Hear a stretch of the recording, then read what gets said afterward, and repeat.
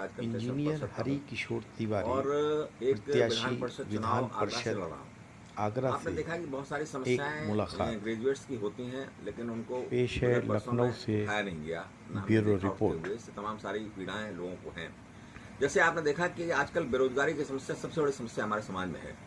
इसमें अब चाहे कोई सरकार रही हो, ये लोग 5,000 10,000 पे आउटसोर्सिंग के माध्यम से लोगों को रख रहे हैं। सरकारी नौकरियां सारी समाप्त हो रही हैं धीमे धीमे करके। जो रिटायर हो रहे हैं उनके पद भरे नहीं जा रहे हैं। और विडम्बना यह है कि 5 और 10,000 देने के बाद अगर 10 साल उसने नौकरी कर ली, वो कंपनी भाग गई या उसको निकाल के बाहर कर दिया, तो अक्सर हो रहा है कि उसको निकाल के बाहर कर देते हैं, उसकी सुनी नहीं जाती है 5-10,000 देने के बाद भी, और नए लोगों को फिर भर्ती कर लिया जाता है। बेरोजगारी का ये उत्पीड़न बहुत बड़ा उत्पीड़न चल रहा है। इसको समाज को देखना चाहिए। उसके लिए एक बड़ा आंदोलन सरकार सभी समाज के लोगों को करना चाहिए। क्योंकि अगर 5,000 10,000 रुपए भी मिल रहे हैं मान लीजिए 10 साल तक उसको, और उसके बाद अगर उसके 10,000 रुपए भी गायब हो जाते हैं, तो उसके परिवार को सिर्फ आत्महत्या करनी पड़ेगी, और क्योंकि वो आदमी कुछ भी नहीं कर सकता उसके बाद। तो ये एक बड़ा मुद्दा है जिसको कि सरकार सॉल्व नहीं कर पा रही है, और ये समाज के लिए घातक है। इसी प्रकार आपने देखा कि बहुत सारे वजीफे लोगों को मिलते हैं, उनमें नीचे तक एग्जीक्यूशन नहीं हो पाता है। आपने देखा कि और भी तमाम सरकारों ने चीज़ें दी हैं। जैसे हम लोगों ने यहाँ पे देखा कि 1 प्रोडक्ट 1 डिस्ट्रिक्ट दिया गया, उसका भी एग्जीक्यूशन हो रहा है, लेकिन उन लोगों को लाभदायक नहीं हो पा रहा है जहां तक उसको पहुंचना चाहिए। अगर विधायक वहां का देखे इस क्षेत्र का जो बेरोजगारी संबंधित मामला है, तो हम समझते हैं कि उसमें भी कुछ फायदे किए जा सकते हैं।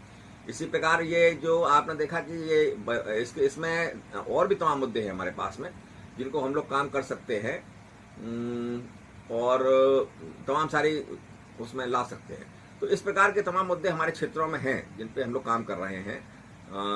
हमारे कर्मचारियों के तमाम मुद्दे हैं जिस पे हम लोग लड़ना चाहते हैं, जिस पे पुरानी पेंशन व्यवस्था आपने देखी, उसको बड़े बड़े आंदोलन हम लोगों ने किए हैं, लेकिन उसमें हम लोग नहीं ला पाए उस चीज़ को जो सरकारों को देना चाहिए हम लोगों को। आपने देखा कि आदमी हमारा रिटायर हो जाता है, अंग्रेजों के ज़माने में भी पुरानी पेंशन दी जाती थी हम लोग को, और वहीं से शुरुआत हुई थी कि भाई आप जब 60 साल तक की नौकरी करेंगे, जब उम्र खत्म हो जाएगी, तो आप कहाँ जाएंगे, आपको कुछ पता नहीं, कुछ काम नहीं कर सकते आप। तो ये था कि आपको एक सिक्योर्ड पेंशन मिलेगी, और वो सिक्योर्ड पेंशन का प्रावधान किया गया, सरकारों ने सबने किया, लेकिन बाद में आपने समाप्त करके हमारे पैसे को लगाकर निकालकर और शेयर मार्केट में लगाना शुरू कर दिया। शेयर मार्केट में आपने देखा कि शेयर मार्केट तमाम सारा डूब जाता है। शेयर मार्केट में उतार चढ़ाव होता है। हमारा मैक्सिमम 90% जो कर्मचारी होता है वो चतुर्श्रेणी कर्मचारी या तृतीय श्रेणी कर्मचारी होता है। वो शेयर मार्केट को नहीं जानता।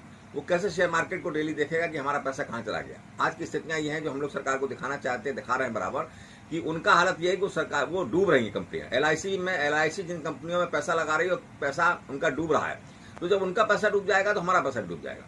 तो हम लोग चाहते हैं कि सिक्योर्ड हमको पैसा मिलना चाहिए रिटायरमेंट के बाद में। तो इस पर तमाम सरकारों से वार्ता हुई, तमाम आंदोलन भी हम लोगों ने किए, लेकिन हम लोग वहां तक नहीं पहुंच पाए। हम समझते हैं कि अंदर और बाहर, हम बाहर भी आंदोलन करें और अंदर भी जाकर अपनी बात कहें, विधान परिषद में भी कहें, तो हम समझते हैं कि इसमें एक बड़ा फायदा हम लोग कर सकते हैं, बहस करा सकते हैं।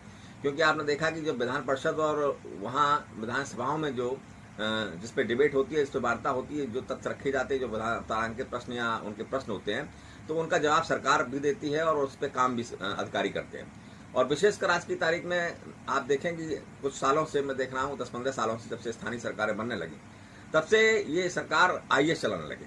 IAS का बहुत ज़्यादा रोल होता है सरकार चलाने में, और यही एक कमी की बात मैं मानता हूँ। हमारे माननीयों को ही सरकार चलानी चाहिए। अपने IAS जो चाहते हैं कि सरकार पहले भी हम चला रहे थे, आज भी चला रहे हैं, आगे भी हम चलाएंगे, तो ये स्थितियाँ जब बनती हैं तो IAS हावी हो जाता है, प्रशासनिक ये अधिकारी हावी हो जाते हैं।